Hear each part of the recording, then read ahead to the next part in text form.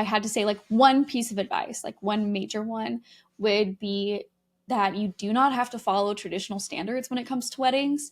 It feels like everybody's kind of chirping at you and they're like, oh, well, you should do this, or I did this at my wedding, or like, especially if you're on social media, like I'm on wedding TikTok. And so I feel like I always have these girls that are like, at my wedding, I wish I did X, Y, and Z, or for our decorations, we did this or that. And I feel like when there's so many opinions swirling around in your head, you forget which opinions are yours. Hi guys, welcome to the Mind Body Planet podcast. Welcome back. This week's episode is a little different, so bear with me on this one. I used this episode also as a YouTube video because it just felt right that it would live on both YouTube as well as the podcast. I am turning my YouTube video into the audio for this podcast episode. Hopefully it makes sense. If it does not make sense, I'm sorry and I won't do this again. But you can always watch the visual, like actual video of it on YouTube. My handle, you can just look up Crystal Geyer and you can find it there.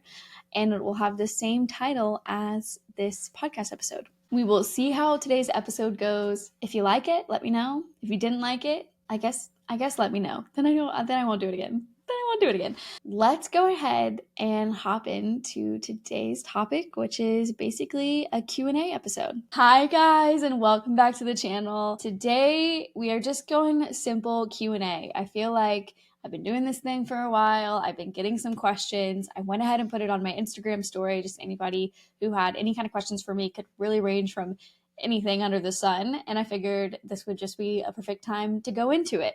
So this is also going to be a podcast episode. So it's a YouTube video and a podcast episode.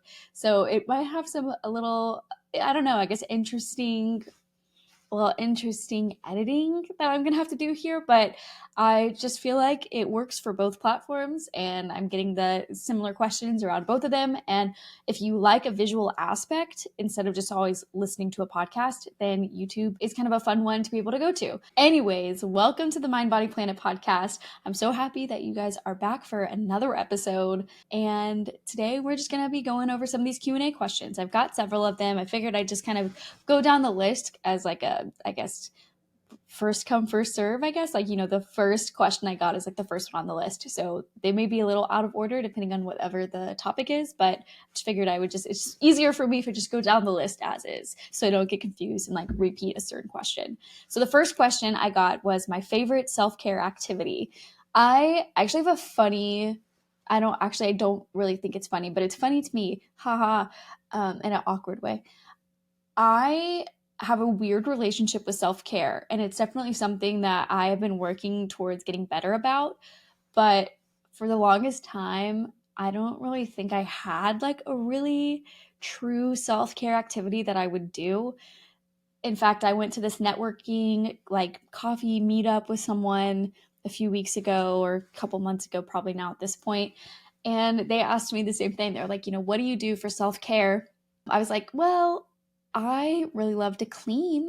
Like, I like to clean when I'm not working. And they were like, oh, wow. So like you reward yourself when you're not working to do more work, just like a different type of work. And at that moment, I was like, well, you're not wrong.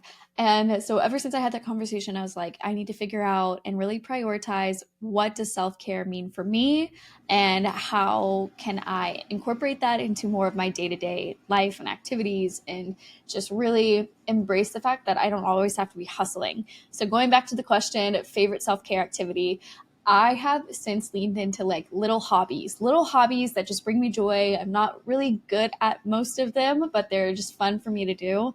So some of the ones I've been really loving is coloring, like in like a little kid's coloring book. I have like a bunch of crayons from Crayola and I color in the book. And that's especially super nice. Like all day, I feel like I look at screens. I feel like most of us do. We look at our phone, we look at our computer, then we go home and then we watch TV, which is another screen, or we go to a movie, which is just a larger screen. And so sometimes I get really fed up with looking at electronics, and that is kind of my little escape. So for example, last night, actually, I was really tired of looking at screens. Like there was just nothing that nothing that I could have possibly wanted to do that involved any form of electronic. So what I did is I got out my coloring book and I got out my colors and I just colored away, and it like kind of heals my inner child. I'm much better at it now that I'm older than I ever was whenever I was younger. And I love that. I think coloring is definitely something that I have leaned into, especially in these moments where life just feels really hectic, and it just kind of feels nice to just, color something pretty. Another one that I have really gotten into is bread making. I really love to bread make things, to breading, whatever you want to call it, specifically sourdough. In fact, my good friend Emma, the simple environmentalist, sent me her sourdough starter, and that is literally how I got started. It's been it still is an ongoing, interesting journey. I'm definitely not great at it, but I've gotten better. I think it's kind of in this similar vein as coloring. It's just really nice to not have to look at a screen. And also, it's kind of cool that you can just get your hands dirty. And like anytime I have something on my mind, I feel like whenever I'm like kneading dough, it really helps clear my head and I can like process different like emotions and thoughts and whatever I'm dealing with at the moment. And then I also just think it's like really lovely and wholesome and amazing that I can make something so delicious and like so beautiful looking with my hands. It's like very cool to have that end result whenever I do that too. The other like hobby things that I've been doing that I really enjoy, that I would all kind of count as self-care, because it's just a fun way to like get away from life and just do something totally random. I've been making a lot of candles lately. I think they're really cute. I love to go to the thrift store and like thrift little teacups, and then I make those into candles. That's always a really fun one for me to do. And I love like my house plants, so I like to like tend to them, take care of them. I love to just take a bubble bath or just do like a really intentional shower where I just almost like a form of meditation. Anytime that I'm thinking about something other than my shower, then I just try to like go back to, okay, I'm washing my hair, or like I'm, washing my face or whatever it is. And so I feel like those are definitely some things that I like to do as a way to like come back to myself at the end of the day, or just whenever I'm having a hard week, I like to kind of come back to those little things and really, really just enjoy them. That was a long answer to a simple question, but there it is. There's your answer. Next question is favorite zero waste swap of all time. Hands down, no hesitation, the Swedish dishcloth. It is insane how much that has changed my life. If you've not heard of a Swedish dishcloth, it's basically this square of fabric that is like super absorbent. And when you first get it, like when it's like all dry, it's kind of crunchy. Like there's not like a lot of movement to it. It's not very flexible. But the second you get it wet, it gets like super flexible and you can like wipe up anything. It has saved me so many paper towels. I like feel like I buy way less paper towels now. And I like that it's just perfect if I like wet it down and need to wipe down my counters, or if I just like need like a light cleaning, like I'll spray cleaning solution on certain counters and use that as well. Like instead of having to put it in my laundry machine to wash it and like wait till I get like several of them to wash on a load that makes sense to wash something, I can just throw it on the top rack of my washing machine for my dishes and it gets clean that way. It's really amazing. I freaking love my Swedish dishcloth. It has changed my life. I'll never forget, I actually had a video go viral and it hit like the European side of TikTok, and a lot of them were making fun of me because they were like, why does it have to be a Swedish dishcloth? We have them in like other parts of the world. And it's a fair point. I'll give it that. But I've only ever heard them called a Swedish dishcloth in America. And if I am trying to look up what I want, I'm going to look up a Swedish dishcloth and that's how I'm going to find it. Like, it's not just like regular rag. It's like better than a regular rag. So that's by far my favorite zero waste swap of all time. Next question is eco living easy in Texas. So for anybody who doesn't know, I'm in Central Texas. I'm in San Antonio, which is about an hour away from Austin, which is the capital of Texas. And I would say eco living is definitely, it depends on what city you are in Texas. So San Antonio and Austin, I would say, are probably some of the better cities as far as sustainable living goes. We have things like refilleries and a lot of plant-based and vegan restaurants nearby. I definitely feel like in general, being more sustainable is becoming more like people are more interested in that, and they want to know like where their products are coming from, and they want to know that like the food they're eating is made with organic ingredients or just locally sourced foods, things like that. And so I feel like some of it kind of plays into just like that's definitely trending right now, which I love to see. I do feel like depending on where you're at in Texas, there are definitely places that are going to be a lot more difficult to be more eco-friendly. I think definitely in places like East Texas or like way out West Texas. I have some family out there. It's definitely a lot more difficult. I think you get a lot more of like local places, which I think is always a plus, like support local, shop small, all that stuff. But there's just a lot of things that they don't have. Like they don't really have like the same caliber of like a farmer's market would. They don't have like the same recycling facilities and things like that. So like my house in my zone, I am really lucky. We have a trash bin, of course, then we have a full size recycling bin. And then on top of that, we also have a green bin, which is meant for organic material. So any of my compost scraps, I can throw in the green bin. Or like the leaves when the tree falls, we throw those in the green bin. Any kind of branches, things like that can all go in the green bin. And that goes to the city where they basically can like I guess that they have like an industrial composter or something. Actually, that's a great question though that I'm asking myself because I think I should go to wherever the green bin goes and like maybe do a little tour. That'd be kind of fun. I'd like to know what happens there. So I feel like that would be fun to go see. Long story short, eco living in Texas really depends on where you are. I feel like that kind of applies to most states. I do feel like California as a whole is probably like they have a lot more laws and just policies that are more sustainable than Texas has or ever will have. But I think as far as like an individual goes, if you're closer to a city, then you can live more sustainable. If you are more in like a rural part of Texas, then it's going to be a little bit more difficult for you. Next question, what got you into susty living? Susty, for anybody who doesn't know, is just like a fun, cutesy way to say sustainable. I don't know, it's just a silly little word, but I love it. Okay, what got me into susty living? So, growing up, my mom was an AP environmental science teacher for high schoolers. And so I think a lot of what I learned is definitely like trickled from her, like as she was learning what was happening in the world and just like kind of keeping up to date with like research in the environmental space. I was also learning that as a kid and like absorbing the things that she was learning. Like I know there were many times like she would have to watch like documentaries. I can never say that word quite right.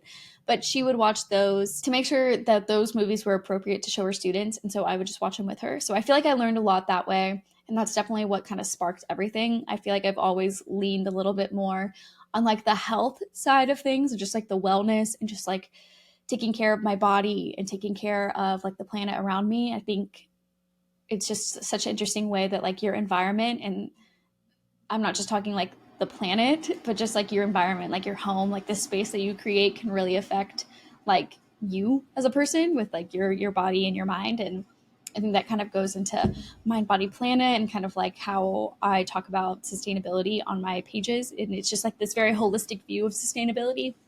And so it's really morphed into that as I've gotten older. But definitely how I got started was definitely my mom. Definitely have to give that all of that to my mom. She got me so interested in so many things. And it's probably one of the most impactful things that she got me into environmental science. Okay, next question. This is a fun one. And honestly, I do feel like I could go into this and talk about this and ramble for so much longer than we have time for. But I do feel like this is something I want to talk about and really dedicate like a whole episode to, and just like all of my tips and all of my thoughts on, and even start like a series on Instagram or TikTok. So, wedding planning tips is something that this person is working on themselves. So, okay, wedding planning tips. I feel like, let's see if I can narrow it down to like 3 main tips. So, I think wedding planning, in no way, shape, or form am I surprised by the amount of work that goes into it. Like, I get it. I've known that. Fun fact about me, I used to be a wedding coordinator back in college. I did it for a summer as like a summer internship, and I learned a lot about it then. And so going into it now, being the engaged person planning a wedding, I knew there was a lot of energy and effort that goes into it. I think the biggest thing that has been the most difficult to wrap my head around is that you spend so much money for such a little time frame. Like for most people, let's say your budget is $40,000 for a wedding. Like that is in some cases somebody's like yearly salary. That's just insane that an entire year's worth of work goes into what is maybe like a weekend long event. And I get it, it's a huge celebration. A lot of people, if you're lucky, are able to contribute to your big day and be able to make things happen like that. But I think that just the amount of money that goes into it is crazy. Like I know for us, we went back and forth if we wanted to do like something very small, like elope, and then spend the money and like go on a really amazing trip somewhere, or if we wanted to do the big wedding. And we ended up leaning towards doing kind of something in the middle. So really leaning into just close friends and family, and just which, and when I say close, it's still like 100 people that we invited, but still, for our big wedding day ceremony. And then but like not like 300 people for our wedding. So this kind of like middle ground. I think I found a venue that leans into more of like the sustainable values, and I'm really lucky that I found that. It was very difficult to find though. Like if you are trying to stick with one city in mind, I think finding a venue that is more sustainable can become a little bit more difficult. And I realize now that I'm rambling and I really need to like have a little bit more time to collect my thoughts and really like formulate like true advice into something that is like not just me rambling about my personal experience with wedding planning. But I would say, if I had to say like one piece of advice, like one major one, would be that you do not have to follow traditional standards when it comes to weddings. I think a lot of people, it feels like everybody's kind of chirping at you and they're like, oh, well, you should do this, or I did this at my wedding, or like, especially if you're on social media, like I'm on wedding TikTok. And so I feel like I always have these girls that are like, at my wedding, I wish I did X, Y, and Z, or for our decorations, we did this or that. And I feel like when there's so many opinions swirling around in your head, you forget which opinions are yours. So I would just go back to your basics and think like what is important to you. And the wedding industry is such a huge, like they really, it's just, it feels like it's this, how do I want to phrase it? It's like a throwaway culture. I think that's the best way to phrase it. There is a throwaway culture when it comes to the wedding industry. And I would challenge you to not fall into that, because it is very easy. You see people who say, well, I ordered 300 of these drink toppers for $15 off of Amazon or Etsy or whatever thing that they're ordering it from. But if you actually think about the drink toppers and think about how functional they are, they just get thrown away at the end of the day.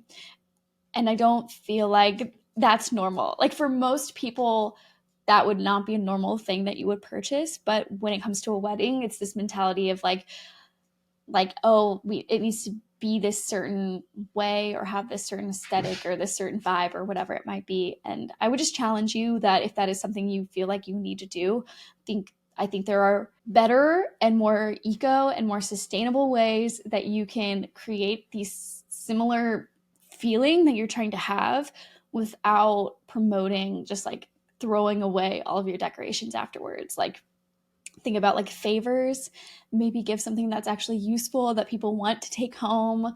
I would say as far as drink toppers, they don't have to be like the plastic one. You could go for something that's maybe more edible, or like signage is a big thing that everybody tries to do, like unique signage, but at the end of the day, it just gets thrown away or recycled. So I would encourage you to maybe look at, if you're going to have some sort of signage, something that can be repurposed and maybe even framed afterwards that you can use in your house afterwards. So just thinking about like, what does the life look like after the wedding for these decorations that I'm going to purchase?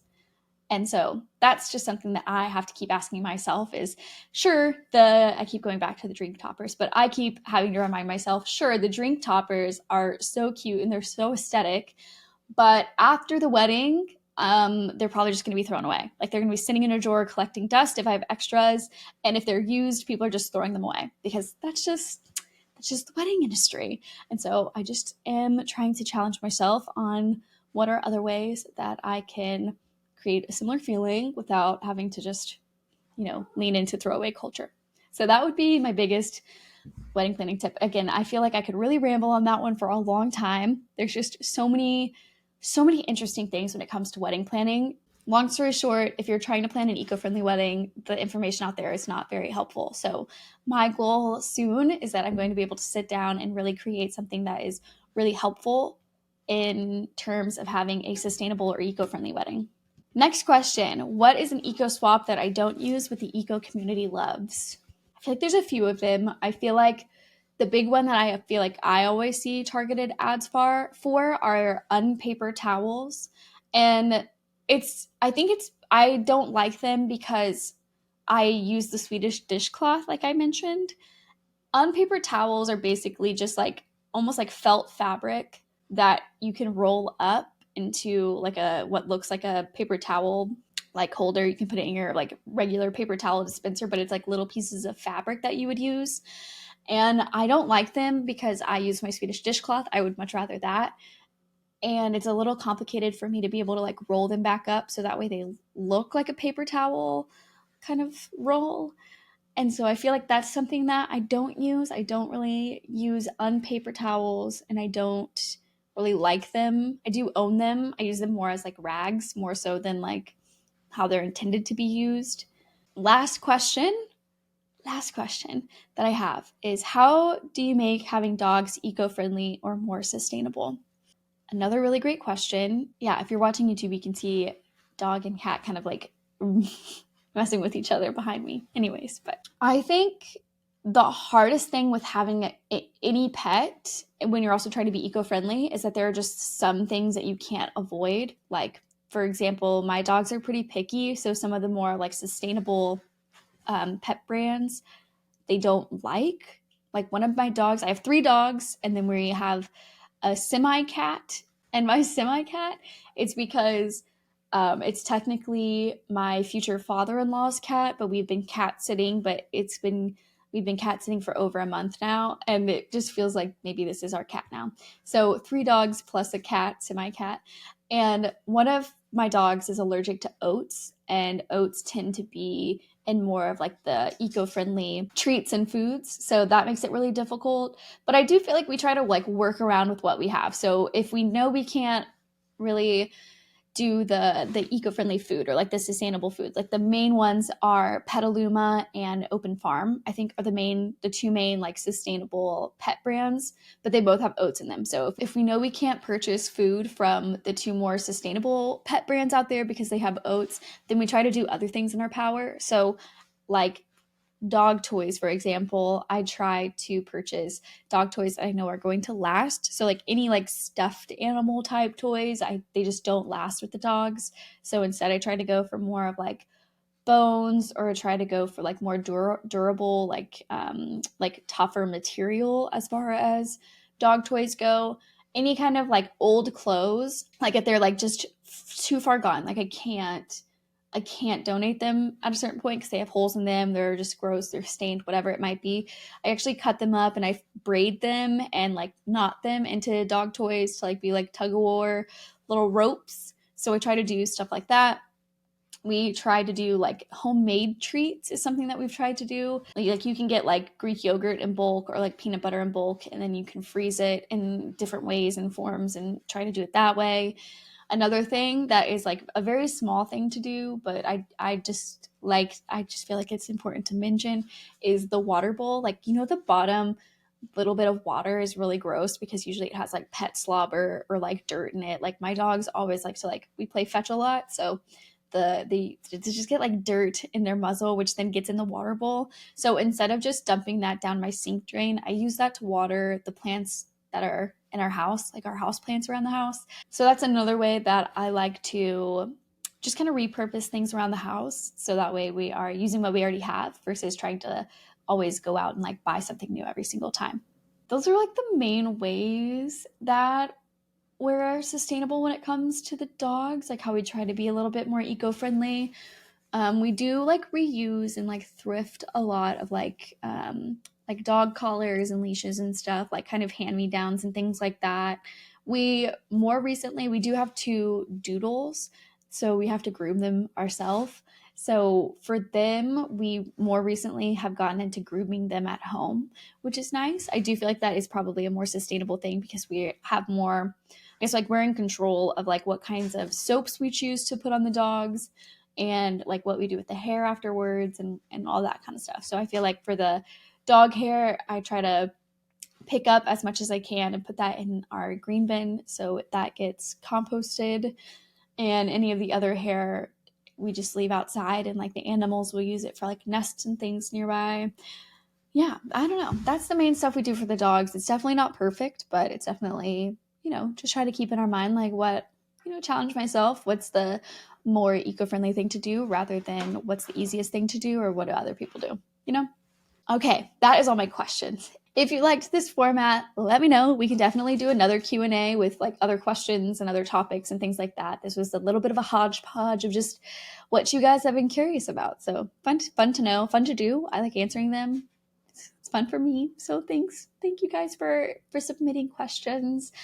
If you like this, let me know. Send me a DM, leave a comment, leave a like. You can subscribe to me on YouTube. I post videos every single week, and I do the podcast episodes on Mondays and then regular videos on Fridays.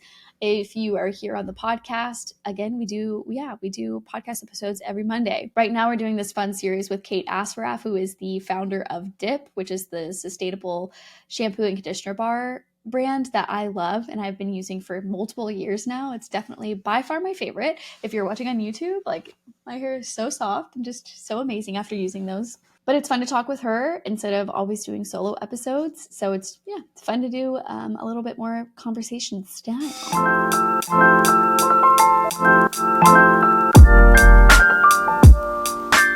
For the podcast, we usually end our episodes with good climate news. So I'm going to do that on YouTube today as well. This article is titled Hot, Hungry, Step Inside These Food Forests. And basically, the article is talking about how in cities like Tucson, Arizona, neighbors are planting trees to provide shade and food. Interesting article talking about people planting more trees and why they're planting more trees in these hot places and kind of the effects from that. So if you want to read that, that will be in the show notes or description, depending on where you are listening to this episode. And thank you guys so much. You can follow me at Crystal and Geyer on TikTok, Instagram, and YouTube. You can follow the podcast on Instagram at Mind Body Planet Podcast. And I will see you guys next week. Bye.